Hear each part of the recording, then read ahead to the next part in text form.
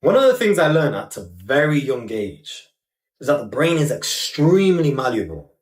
It's the strongest organ in your body, however, it is very, very malleable. It sways very easily, it's easily influenced. Now, I'll give you an example. Let's say you tell yourself you're less intelligent than everybody else. What do you think will happen over a prolonged period of time if you constantly tell yourself, I'm less intelligent, I'm less intelligent, I'm less intelligent? What do you think will happen? You will genuinely become less intelligent. And it's that same concept that allows people to believe their own lies eventually. Of course, when they first tell the lie, they don't believe it. They know they're lying. But if they tell that lie over and over and over and over and over again, eventually they actually end up believing it. Even if it's just for a split second, they end up believing their lies. And that's because the brain is so malleable. It's so easily swayed. And people with low self-esteem suffer from this the most. Because what do people with low self-esteem always tell themselves? They say, I'm not good enough.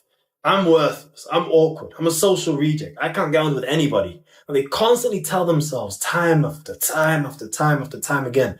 So what do you think happens when they actually get into a social interaction? They become social weirdos. They become rejects. They become awkward. And then they go home and they say, I knew it, man. I'm just a bit awkward. You've been telling yourself that this whole time. Of course you're awkward. You've been telling yourself that. And then they're surprised. They just think that's just what they are. They don't realize that it's because they've been telling themselves that they actually have manifested it. And now they actually are awkward. And now the fact that they've gotten into a social interaction and they've consolidated that, it lowers their self-esteem even more. And then they just get stuck in a cycle. And they get stuck in that cycle for God knows how long. A lot of you are in this loop to different extents. Maybe not to the extreme that I described, but a lot of you have this negative feedback loop in your heads. And it all stems from your mind. Which actually brings me on to the law of this video. A little delusion goes a long way, my friend. I would rather be delusional than accept something which isn't going to benefit me. And I'm not talking about accepting the weaknesses and all of that. I'm talking about accepting something that you know you cannot change.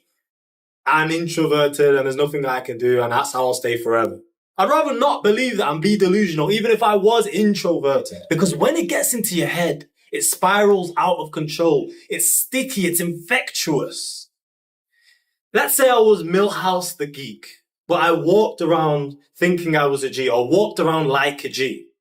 I would perceive myself as a little bit more of a G, and other people would perceive me as a little bit less nerdy. Imagine if I walked around life thinking, oh yeah, I'm just Milhouse, I'm just a geek, I'm never gonna be anything good. It's rubbish. But I know obviously it's easier said than done to convince your brain of something other than what you know to be true about yourself, which is why I'm gonna give you a tip. If I was that nerd, I'd start by trying to correct my body language. That's the one way that I'd be able to convince myself. Because it breeds the biggest difference, yet it's the most subtle change. And that's because body language is 55% of communication. However, people barely spot it consciously anyways. They barely look out for it. They barely spot it. So it breeds the biggest difference, but it's the most subtle change. And I'll give you an example right here of a good speaker or a speaker with good body language and a speaker with bad body language. You can see it for yourself. Being okay with girls, so in primary school, so my friends all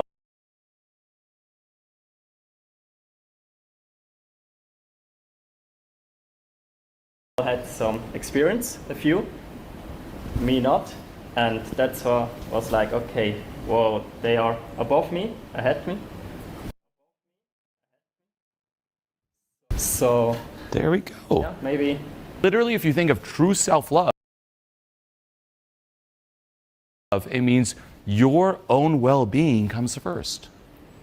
Meaning, if that, again, any of you aren't that into spiritual work, that inner child, just go with it, or inner you, or core you, is that more important than anyone else's approval? Yeah, that's a relationship with you.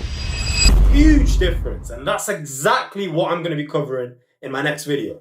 Closed body language and open body language. I'm going to be talking about the difference between the two. And make sure you stay tuned for that because I am going to be giving a lot of value. I'm going to be talking about how you can get rid of closed body language and how you can start incorporating more open body language into your day-to-day life. So with that being said, that's all from me. Take care, guys.